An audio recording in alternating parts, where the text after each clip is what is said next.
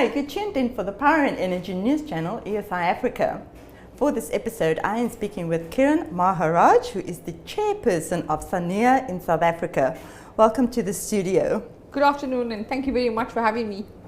You're welcome.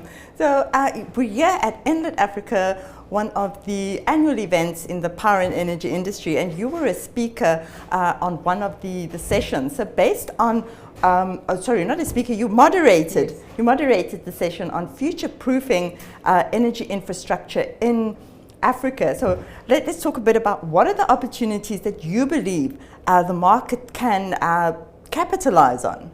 Great, thank you. So firstly, I think it was a very exciting and insightful session, and we actually had a panel that that came out of big technology companies that are driving big technology in the space of smart grids specifically. Somebody that's looking at decentralized grid systems, and then somebody that's looking very much at bringing the customer into this whole picture. So we tend to focus a lot on the technology that's related to power generation and power evacuation in the grid, but the big role here is the person that off-takes it at the end of the day. And one of the big levers that emerged out of this conversation is potentially a missed opportunity to bring the consumer more into play. So we meter our consumption, but we have no insight into this information until we get our bill, and then we go, whoa, this is like too expensive. Yet, if we had some greater information in it, couldn't we be able to react to it, saving ourselves cost? But there's bigger consequences then in terms of changing our profile, responding to the signals, responding to pricing signals, availability signals. So there could be a huge value to this broader grid system from empowering the consumer a lot more. And all it takes is a meter, a smart meter. Smart meter with a little bit of technology to give both the producer, the owner and operator of the grid, as well as the consumer, a lot more information, a lot more knowledge about what is happening in this entire system, and then bringing everybody into play to start to balance it out. So that was one of the very strong insights that came out.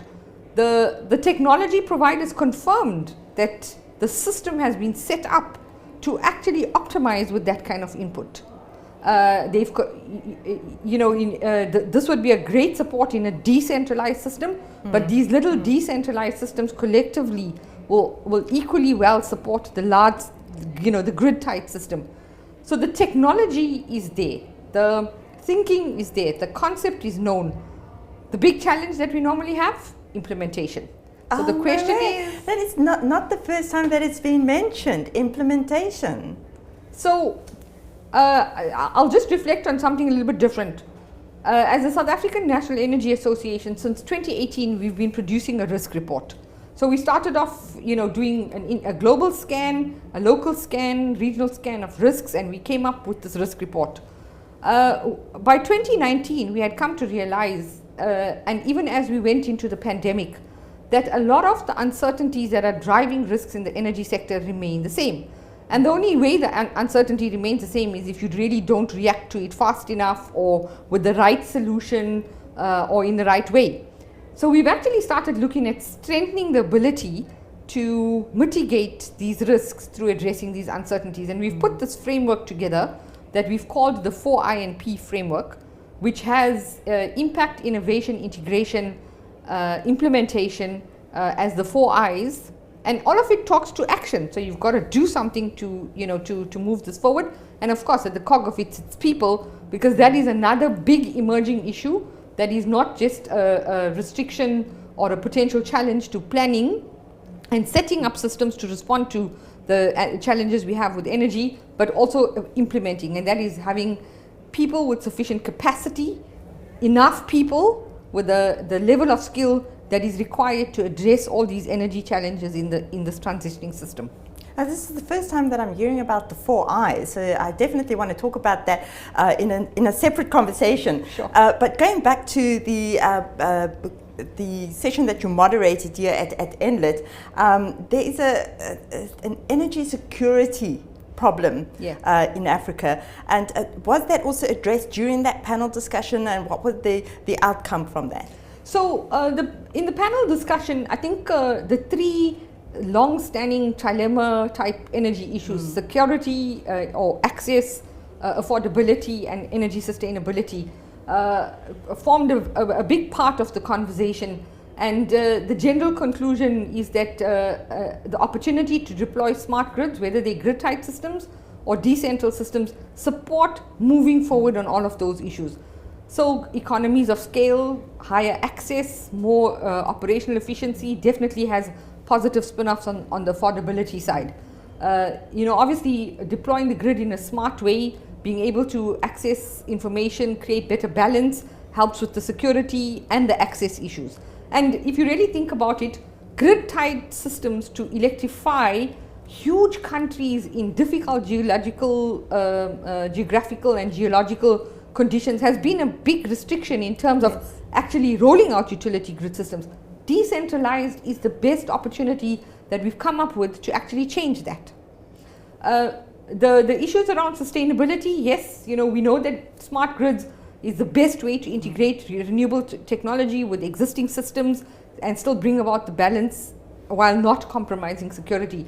So it definitely has a lot of positive spin-offs in terms of the long-standing energy issues that we've got to address. If you think about transition is a little bit new. We've known about the carbon problem for a long time, but it is a little bit new. The issues around access and affordability have been here forever. 500 million people on the continent don't have access to electricity. It didn't come from the last couple of years. It's been a long-standing problem. So these new systems have a huge ability to mitigate even some of the challenges that we're carrying historically. Right. I love what you're talking about here, and the fact that these challenges have been around for some time now. We should have been implementing the solutions that are available to us. So just the last question for you is around what weaknesses in Africa's energy infrastructure need the most attention? I know that a lot of things that need attention, yes. But let's pinpoint the one that needs the most attention. So I think for me, it's not one issue that needs attention. Perhaps it's an approach that needs to be looked at differently. So, you talk to everybody and they say, the regulation is not in place. Policy hasn't been addressed. It doesn't create an environment for sound investment. Nobody wants to invest in these tenuous, uncertain circumstances. But the question would be, how do you know this? Policy has been uncertain again for, as long as we can remember. Regulation hasn't been in place for as long as we can remember.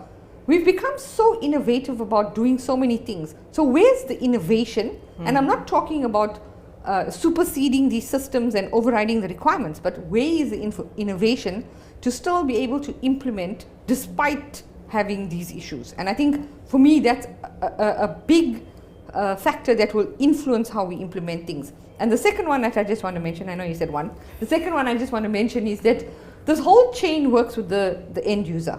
And the power of the end user is very often underestimated. So, smartphones and things like that have shown us that we can run our lives with one little device. And if you think about your smartphone, you're probably monitoring everything about your life except your power consumption and your water consumption. And the question is why? So this also gives you a way in which to integrate the consumer into this whole planning system and improve a lot of the information, the data quality, and the ability to be able to respond to all of these patterns. Right. I think that is a very smart way to end this conversation. Thank you. Thank you very much. Thank you for being in our studio. Thanks. And thank you for watching. Please like, share, and subscribe to ESI Africa for more of this type of content.